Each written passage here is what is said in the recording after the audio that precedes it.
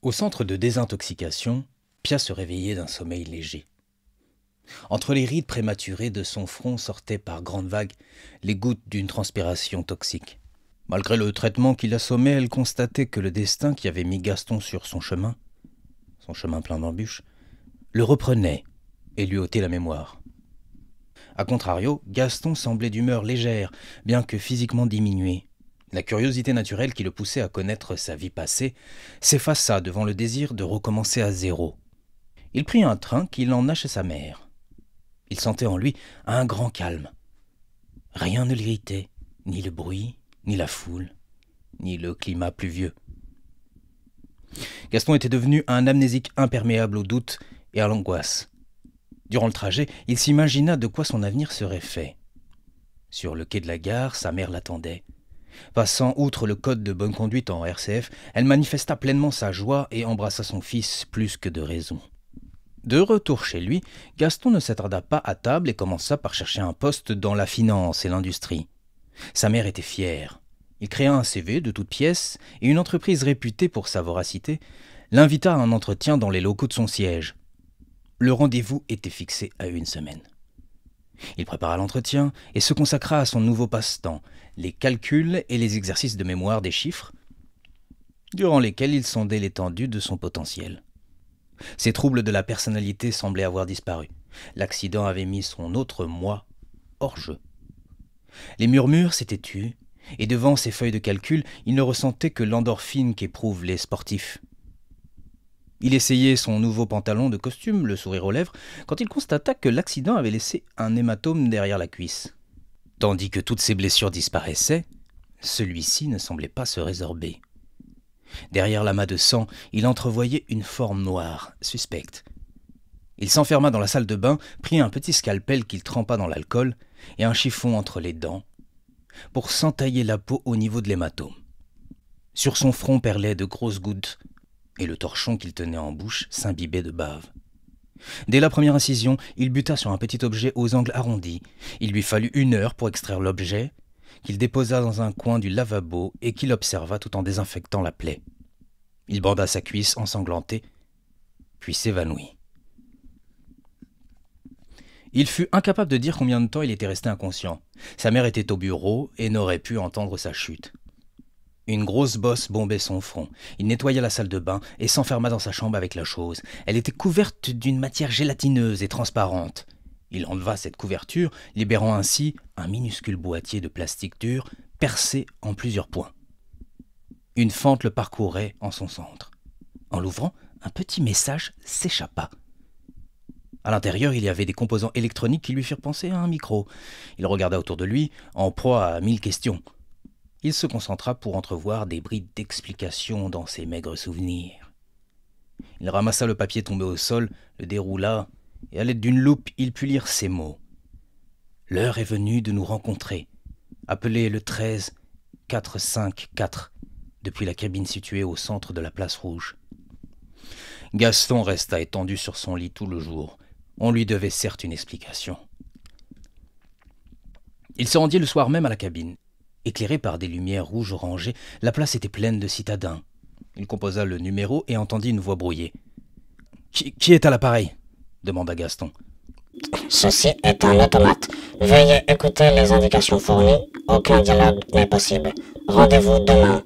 Café et demi, midi précise. »« Qui êtes-vous » insista Gaston en écrivant à la hâte les informations données. Au bout du fil, on n'entendit plus rien. Il raccrocha, puis recomposa le numéro, mais la ligne n'existait plus. Il revint chez lui et ne put fermer l'œil de la nuit. Trop de mystères entouraient l'objet. Il se demandait d'ailleurs qui était capable de construire de telles choses, et pour quelle raison. Midi sonna à la grande horloge de la mairie. Gaston était installé à la terrasse qui lui faisait face. C'était le seul client du café, du reste. Il observait la pluie inonder les rigoles.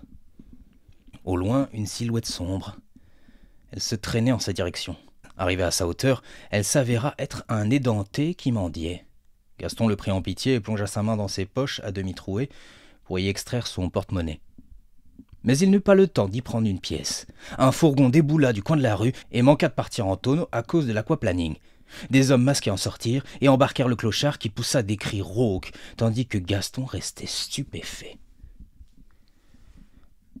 Impuissant, il regarda la camionnette noire fendre la pluie et disparaître au loin. Il voulut demander de l'aide, mais il n'y avait plus âme qui vive dans la rue. Et quand il voulut solliciter le serveur, il ne trouva personne. D'ailleurs, personne ne vint au rendez-vous, et il revint chez lui contrarié, plongé dans une méditation intense, pour faire la lumière sur ces événements louches. Le micro, la cabine, le café sans client ni serveur, le clochard embarqué. Sous son coussin, il trouva une lettre. Il demanda des explications à sa mère, qui n'y entendit rien non plus. « Ils sont entrés chez moi », pensa Gaston. Sur le papier, on lisait « Venez ce soir, au bois illuminé, entrée nord, 22h. » Dès son entrée au parc, quelqu'un l'entraîna par le bras à travers l'obscurité, lui arrachant des petits cris de douleur en raison de l'entaille qu'il portait à la cuisse. « Restez tranquille, » disait l'inconnu. Gaston avait des sueurs froides, il distinguait mal l'homme. On entendait des aboiements et des faisceaux lumineux jaillissaient dans la nuit. « Restez tranquille, » répéta l'homme. Quand le calme et l'obscurité furent revenus, la silhouette emmena Gaston dans une clairière isolée. Un lampadaire grésillait assez de lumière pour éclairer le bas du visage. Il était balafré. L'ombre releva son chapeau. « Je m'appelle Jacques Dufort. Vous avez dû entendre des choses à mon sujet. C'est moi qui vous ai posé le micro. Vous achetiez un de mes livres au salon du livre. Une coïncidence étrange, mais c'est un détail. J'espère que la cicatrice se refermera vite. » Gaston retenait son souffle, il n'osait rien dire.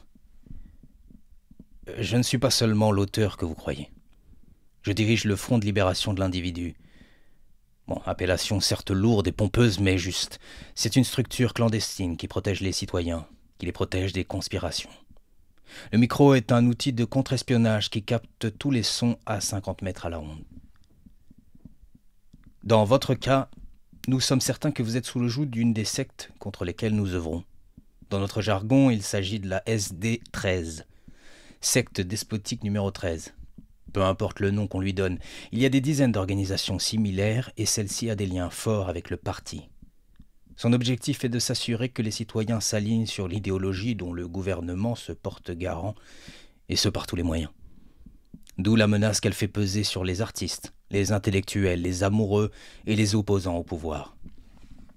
Gaston écoutait avec attention, mais il peinait à suivre. Il étouffait même des petits rires nerveux. « Gaston, nous enquêtons sur les membres présumés de la SD13, reprit Dufort. Nous les contre-espionnons grâce aux victimes qu'ils approchent. À nos débuts, nous nous sommes lancés dans l'espionnage direct, ce qui a conduit à des confrontations et des pertes. J'ai moi-même subi les conséquences de cette erreur de stratégie. » Jacques Dufort s'avança dans la lumière pour révéler les marques qu'il portait au visage. « Le micro que vous tenez dans la main nous a fourni des informations sur ceux qui se sont approchés de vous pour vous manipuler. Ce contre-espionnage s'accompagne d'investigations, bien sûr. Quand nous aurons assez de preuves, nous saisirons les tribunaux. Mais là encore, l'entreprise sera périlleuse, car la SD13, vous comprenez, contamine les grandes instances juridiques. Notre objectif étant de faire tomber les gros truands par les petits, ça prend du temps. C'est-à-dire des années. À vrai dire, vous avez découvert ce micro beaucoup trop tôt. Gaston manifestait son impatience par des expirations prolongées. Il essaya de se détendre en vain. Ces révélations étaient bien trop sensationnelles pour être vraies. On eût dit qu'il était en train de rêver, que c'était un mauvais rêve. Attendez, ce que vous essayez de m'expliquer, intervint Gaston, c'est que je suis victime de la SD13, coincé au milieu d'une lutte qui vous oppose à elle. C'est bien cela ? C'est bien ça, monsieur Desroutes. Je fais ce que l'expérience m'a appris. On ne peut aider un citoyen qu'en lui cachant la vérité. Car personne n'est prêt à entendre une telle vérité. Personne ne veut croire qu'il est manipulé, parce que chacun se croit libre ou aime à se sentir libre. Auriez-vous accepté qu'on insère un micro dans votre cuisse, monsieur Desroutes ? Ce que je crois, répliqua Gaston, ce que je crois, c'est que je ne vous intéresse que pour piéger les membres d'une secte dont je vois mal comment elle aurait un impact dans ma vie. Vous êtes d'ailleurs assez louche, si je puis me permettre. Vous êtes aussi louche que les agissements contre lesquels vous semblez. Votre réaction prouve votre imperméabilité, interrompit Dufort. Bon sang, il en va de votre destin. C'est votre destin en tant que volonté propre qui importe, pas celui qu'on a décidé pour vous. Ah, mais attendez, votre dessein est obscur. Vous m'espionnez pour des raisons invraisemblables, entrez chez moi sans mandat, et vous venez me parler de volonté propre, mais vous dites n'importe quoi. Croyez-moi, monsieur Desroutes, que j'aurais préféré une coopération, mais qui veut bien se planter un micro dans la jambe pour prouver la manipulation qui l'accable? Personne. Et certainement pas vous. Faites-moi confiance, je vous en conjure. Gaston regardait au loin. Il s'apprêtait à partir quand Jacques Dufort le retint par la manche. « Attendez, laissez-moi vous éclairer, je vous en prie. » Alors jouez franc jeu. Verton, le serveur du comptoir. Vous le connaissez bien, mais que savez-vous de lui? Savez-vous que ces boissons rendent docile? Elles détruisent votre potentiel et vous écartent du destin d'artiste qui doit être le vôtre. N'avez-vous jamais ressenti ce fort goût d'herbe dans vos verres? Ne vous êtes-vous jamais senti drogué en sortant du comptoir? N'aviez-vous pas alors honte de vos coups de gueule? Vos doutes et vos renoncements sont la conséquence directe de ces boissons. Verton a étudié la chimie comme personne. Son bar n'est qu'une couverture, un laboratoire dont vous êtes l'un des cobayes. Gaston manifesta son incompréhension, puis son scepticisme. Si la suite est pénible à entendre, je vous assure qu'elle en vaut la peine, monsieur Desroutes. Voulez-vous l'entendre? Gaston resta muet. Monsieur Desroutes, voulez-vous entendre cette vérité? Il acquiesça enfin à contre-cœur. Ponchéry, officiellement c'est un psychothérapeute, n'est-ce pas? Officieusement c'est un manipulateur de l'inconscient. J'ai 100 pages sur l'activité de ce croqueur de vie. Je me charge moi-même de son cas. Ce fumier introduit de faux souvenirs dans les esprits de ses patients. Or, un faux souvenir vaut un souvenir réel pour celui qui en est victime. Ça engendre de terribles traumas, monsieur Desroutes, des changements de personnalité. Vos fugues dissociatives? Ce sont la conséquence directe de ces thérapies. Il a reçu pour ordre d'éteindre cet instinct rebelle qui sommeille en vous. La SD13 croit que les artistes sont la plaie du siècle, de dangereux réfractaires à l'établissement. Elle s'arrange pour vous déclarer fou, inapte au travail, avant de vous interner. C'est la voie expéditive pour s'en débarrasser. À une autre époque, on se serait donné moins de mal, on les aurait assassinés. Mais voyez-vous, nous sommes dans un siècle où le mal a pris la forme la plus vilaine qui soit, celle d'un despotisme sournois et inavoué. Les traitements du docteur Ponchéry, en apparence si exemplaires, ne sont qu'une façon de rendre réellement folles les âmes avides de création, incapables d'accomplir les tâches routinières, ennuyeuses et stériles qu'on trouve dans la vie active, telle que l'État la définit. L'art n'est pas le pur délire que le parti veut faire croire. L'artiste est simplement incapable de rejoindre la grande marche forcée du travail. Alors, on envoie la SD13, qui l'intègre à sa manière. Tout ça est étouffé par le parti et la presse qu'il bride. Gaston dut s'asseoir sur l'un des bancs qui bordaient la clairière. Les révélations de Jacques Dufort réveillèrent les maigres doutes que lui avaient inspirés ses soirées au comptoir, ou plus encore, la thérapie Ponchéry. Mais ça ne s'est pas arrêté là, monsieur Desroutes. Ça prend du temps d'assouvir sournoisement un citoyen, surtout s'il est coriace. Un certain Edgar Lucionnet avait pour ordre de vous dégoûter du monde artistique. Ce type n'est pas un metteur en scène, mais un gosse de riche dont vous aviez d'ailleurs remarqué l'incompétence. Gaston ne se rappelait pas avoir connu Edgar Lucionnet. Mais c'est inutile que je poursuive, n'est-ce pas? Vous avez tout oublié depuis votre accident. Pas tout, dit Gaston, le regard tourné vers l'herbe grasse. Essayez toujours. Bien. Vous avez vécu avec Pia Domingo. Parce qu'elle vous incitait à suivre votre voie, la SD13 a jugé bon de l'écarter. C'est Verton qui a proposé qu'on s'en débarrasse en lui procurant des drogues plus fortes. Et c'est lui encore qui a demandé à la concierge de dénoncer votre relation. Il a même demandé à l'infirmière qui s'occupait de vous, mademoiselle Brindille, de vous faire un léger rentre-dedans. Comprenez-vous maintenant l'utilité du contre-espionnage? Ce ne peut être vrai, pensa Gaston. La lumière du lampadaire éclairait à peine l'obscurité, révélant les poussières qui flottaient dans l'air et les insectes volants. Gaston, vous m'écoutez toujours? Dites-moi ce que ce micro vous a révélé et que je n'aurais pu voir moi-même. Verton est au cœur de ce réseau de manipulateurs. Beaucoup sont sous les ordres de ce malfaiteur sur lequel je travaille depuis si longtemps. Il est méfiant, il ne sait pas bien comment je l'espionne, mais il se sait traqué par mon équipe. Ma gourmandise me pousse à croire qu'il est sous les ordres d'un membre du parti. Il paraît courtois et inoffensif, mais c'est un des acteurs de ces manœuvres sournoises. Gaston resta là, absorbé par des considérations confuses. Il comprenait simplement qu'il était pour Jacques Dufort le moyen le plus direct d'approcher Verton et tous ceux qui croisaient sa route. Le fourgon qui a embarqué de force le clochard ce midi est l'œuvre de Verton. Ils ont dû me confondre avec ce pauvre homme. Vous comprenez les risques que j'encours en vous approchant. Les chiens de tout à l'heure sont sûrement les leurs. J'avoue que je ne sais pas comment ils ont su pour notre rendez-vous. Ils vous espionnent de près. Gaston devint méfiant et se demanda si tout ça n'était pas plutôt la machination de Dufort. « Allez-vous-en » dit soudain Gaston d'un ton menaçant. « Partez ! Partez ! Avant qu'il me vienne des envies sinistres. » Dufort sortit un appareil de sa sacoche et le tendit à Gaston qui n'en fit rien. « Monsieur Desroutes, voici les enregistrements du micro. C'est une copie des passages les plus révélateurs, je garde l'original. »« Ah, vous vous jouez de moi, » dit Gaston. Dufort appuya sur un bouton et on entendit une voix électronique. « J'espère que votre potion fonctionnera. Les premiers essais n'étaient pas concluants. Gaston Desroutes a l'esprit rebelle, c'est rare de nos jours, et j'avoue perdre un peu patience. Je doute.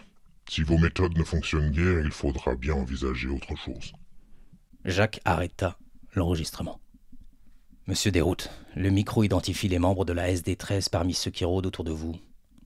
Une fois récoltées ces preuves, ou début de preuves, nous essayons de mettre leur ligne téléphonique sur écoute. Ça n'est pas évident. Et celui que vous venez d'entendre se méfie plus que les autres. Il utilise un appareil pour masquer sa voix. »« Et qui me dit que cet enregistrement n'est pas un montage ?» dit Gaston. « Ça a été enregistré pendant votre coma. Nous avons bien reconnu Verton. Il était accompagné d'un autre visiteur dont vous venez d'entendre la voix, mais dont nous ignorons encore l'identité. Mais il est évident qu'il est aussi impliqué dans votre destin. » Gaston leva les yeux au ciel chargé de nuages épais. La pluie menaçait de tomber à nouveau. « Pourquoi j'inventerais tout ça ?» demanda Dufort. « J'ai des milliers d'enregistrements compromettants. Malheureusement, je n'ai rien de concluant sur ce visiteur mystérieux auquel semble obéir Verton. Voilà pourquoi nous devons poursuivre notre enquête. » Gaston n'écoutait plus. Il se leva et s'éloigna d'un pas lent. « Il y a d'autres victimes !» avertit Dufort en haussant le ton. « Vous les croiserez, elles aussi, comme vous tomberez sur d'autres manipulateurs. Ils rentreront dans votre vie, monsieur Gaston, et vous piégeront. Ils trouveront le moyen de vous déclarer fou et vous interneront. Vous devez m'aider. Aidez-moi à en finir avec la SD13. » Dufort s'élança alors sur Gaston et le retint par le bras. « Prenez ça, » dit-il en lui tendant les enregistrements. Gaston hésita, puis prit l'objet, avant de s'éloigner dans le bois obscur. Jacques le regarda disparaître entre les arbres.